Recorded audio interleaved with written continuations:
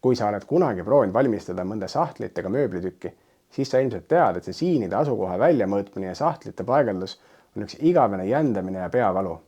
Täna ma näitan sulle ühte väga lihtsat nippi, kuidas saada iga jumala kord täiesti ideaalne tulemus. Näidisena valmistasin eelmises klipis nähtud tammekarva melamiinist sahtliboksi. Sama põhimõtet kasutades saab aga teha ka palju suuremaid asju, näiteks köögimööbli või garderoobi. Ja nüüd enne, kui seda melamiinplaadist taili saab kasutama hakata, tuleb need lõikeservad ära viimistleda. Ja selle jaoks kasutatakse sellist toodet, mille nimi on servakant. See on niisugune melamiini riba, mille taga on juba tehasest liim. Ma olen varasemalt kasutanud sellist servakanti, mis kuumutatakse peale, kus on taga nagu tavaline kuum liim, lõikata välja, paned paika ja siis triikrauaga kuumutad kinni. Aga kuna mul ei ole kodus triikrauda, siis ma mõtlesin, et ma proovin seekord sellist ise liimuvat varianti ja ma pean ütlema, et see vist on mu uus lemmik, selle kasutamine on ääretult lihtne. Kõigepealt tuleb omale sobivas pikkuses riba kääride abil välja lõigata.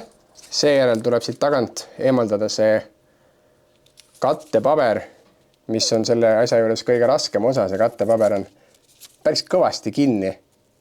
Nii, nüüd kui see kattepaber on osaliselt lahti, siis tuleb see ots ära joondada siia plaadi otsaga niimoodi, et see servakant ilusti katab terve selle plaadi otsa ära ja siis saab ülejäänud kattepaberi siit tagant eemaldada, ilma et oleks ohtu, et ta näiteks enda külge kinni jääb selle töö käigus.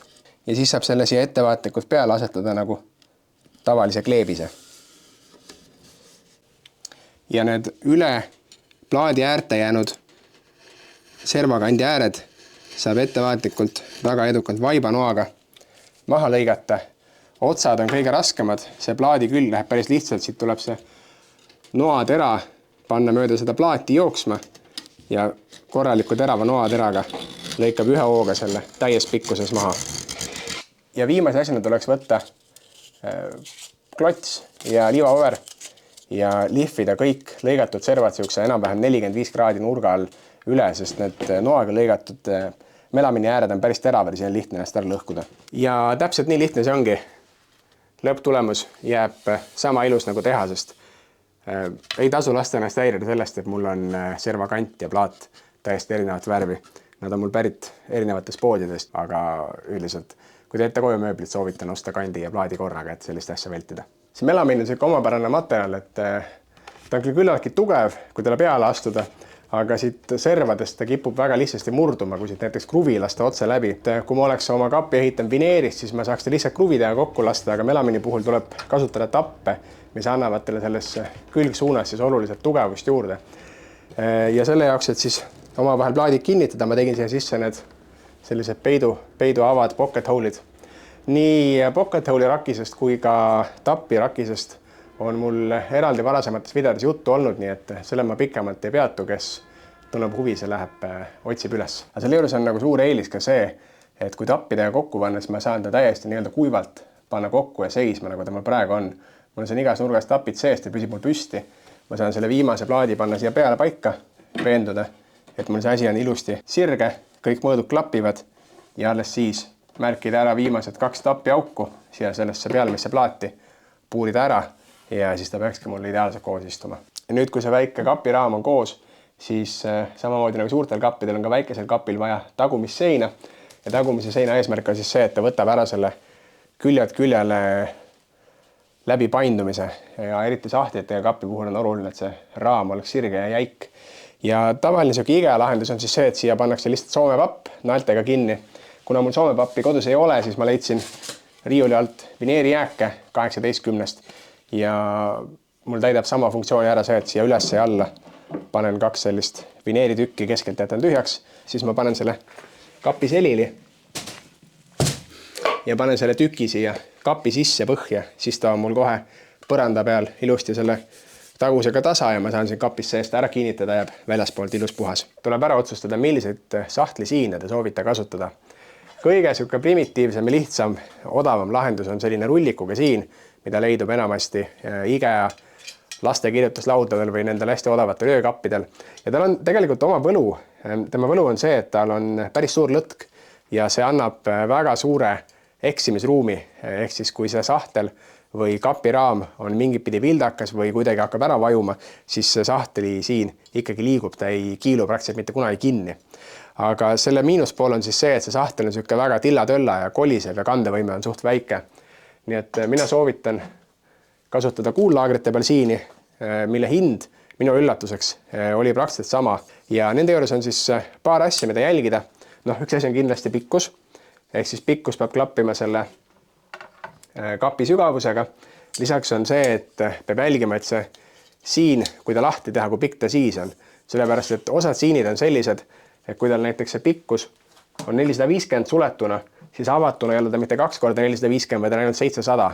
Ehk siis tal ei ole siin keskel seda teleskoopliigendit, mis ta avab nagu täispikkuses, vaid osa seda sahtlit jääb siis avatud asendis siia nii-öelda teiste asjade taha peitu ja siis tuleb siia taha ja tekib mingi pime nurk. Ja teine asi, mida ma soovitan jälgida, on see, et see sahtli siin, mis te ostate, käiks lahti. Et siit seest oleks võimalik välja võtta see detail, mis kinnitatakse sahtli raami külge ning siia teine pool on siis see, mis läheb kapiraami külge. See annab oluliselt mänguruumi ja mugavust paigaldamise käigus. Enne kui ehitama hakata, tuleb siis välja mõelda oma sahtlite mõõdud, sügavus siis vastavalt kapiraamile ja laius on siis samamoodi kapiraami laius ja sealt tuleb siis maha lahutada 2 korda see siini enda paksus. Minu siin on, minu meelest oli 13 milli, jah, 13 paks, nii et 370 miinus 26. Sahtlikarpide valmistamiseks kasutasin 12 vineeri. Ääretult lihtne ehitada. Vineer on selles mõttes väga-väga lollikindel ja mõnus materjal, et puuri auk ettele see kruvi sisse ja ülimalt tugev. Siin mingit läbipaindumise ohtu kindlasti ei ole.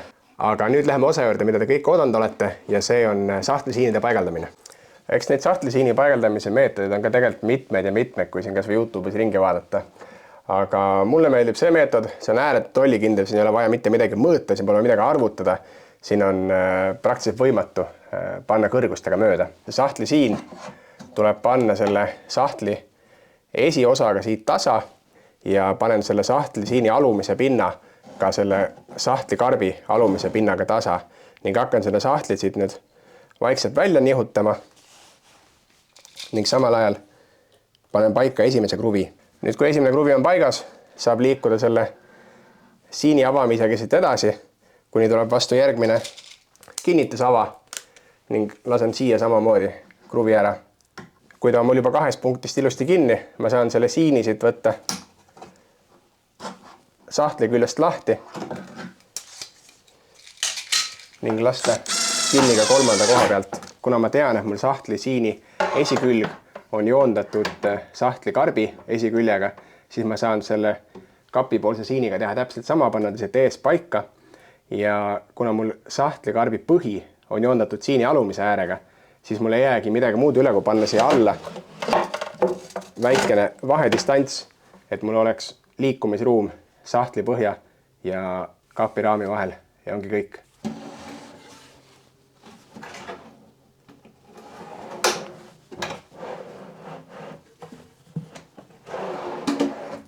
Yes, täpselt nii oligi.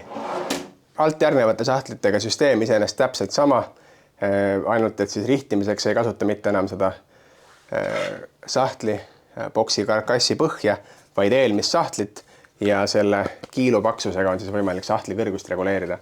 Kuna ma tahan, et mul alumine sahtel oleks kõige kõrgem, siis ma panen siia sellised paksud 38 kiilud ja rihin nende järgi järgmised siinid ära.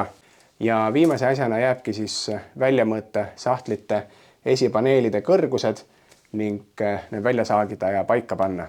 Ja tähtis on meeles pidada seda, et sahtlipaneelid ei saa omavahel päris kokku puutuda. Sinna peab jääma väike vahe, niisugune minimaalselt 2-3 millimeetrit, et sahtlid ikka käima mahuksid. Nüüd esipaneelide kinnitamiseks kõige alumise paneeli jaoks ma tegin omale niisuguse abivahendi siia. Ma panin siia lihtsalt tüki vineeri altpoolt 2 kruviga kinni. Kes auke ei taha kapi põhja teha, see võib siia mingisuguse virnaklotse laduda või kuidagi pitskruviga selle kinnitada siia. Kui mul tuleks siia ette käepide, kus oleks vaja mingisugune poldi auk teha, kas keskele või kuskil siia servadesse, siis ma puuriksin need augud siia kõigepealt sisse ära. Seejärel lasetaks selle paneeli siia paika, nii nagu ta mul oli, ja läbi nende avade puuriks ka selle sisemise karbi sisse augud ära ning olekski joondamine tehtud. Saaks juba teha sahtli lahti ja siit kinnitada poldiga selle esipaneeli täpselt õige kõrguse peale. Kuna mul aga esipaneeli siis ühtegi auku ei tule, siis ma selle asemel asetan siia sahtli esipale peale või selle sahtli karbi külge 2 tükki kahepoolset teipi ning ajutiselt fikseerin selle esipaneeli asukoha selle sama kahepoolse teibi abil ning juba seejärel saan seespoolt lasta kruvidega esipaneeli kinni.